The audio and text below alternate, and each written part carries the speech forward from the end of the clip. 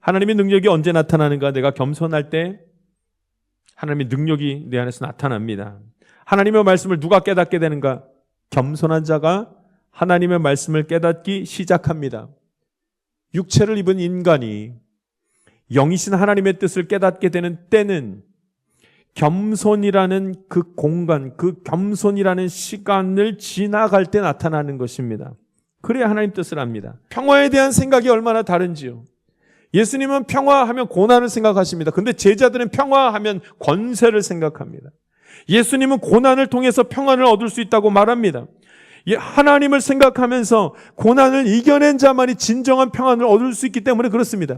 그러나 인간은 어떻게 하는가? 평화에 대한 그런 이해가 너무나 다릅니다. 내가 평화로우려면 권세를 가져야 된다 말합니다. 권세. 여러분, 평안하려는 사람은 전부 권세를 가지면 평안하리라. 소유한 게 많으면 내가 평안하리라. 하나님이 말씀하시는, 예수님이 말씀하시는 평화와 내가 누리고자 하는, 내가 이룰 수 있는, 평화를 이룰 수 있는 방법이 너무나도 차이가 많습니다. 누가 분노하는가?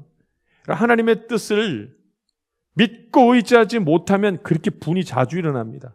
세상을 향해서도 어떻게 저럴 수가 있느냐 하고, 내 가정을 향해서도 바라보면서 주님 어떻게 이렇게 하실 수 있냐고 하고, 나의 삶의 모습을 보면서도 어떻게 이것이 끝나지 않냐고 하면서 계속 분내합니다. 섬기는 것이 힘든 것 아닙니까? 섬김을 받으려는 것이 아니라 섬기러 오셨다고 합니다. 이게 평화겠습니까? 고난이겠습니까?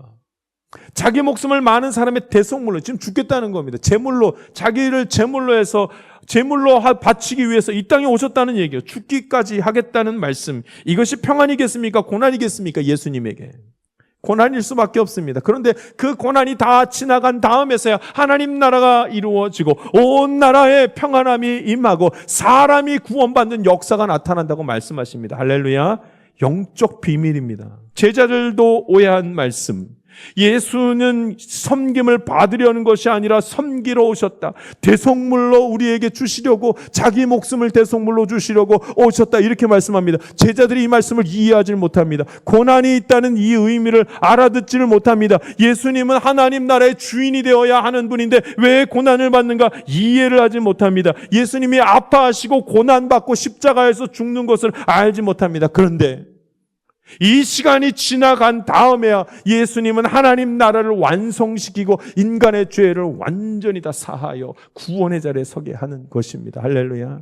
고난이 지난 후에, 고난을 통과한 다음에, 겸손 또 겸손하라고 하는데 겸손이 뭡니까? 나는 내려놓고 하나님을 세우는 것입니다. 하나님을 신뢰하는 것입니다. 내가 나를 신뢰하는 것이 아니라 내가 하나님을 신뢰하고 믿음으로 주님을 의심하지 않는 것입니다.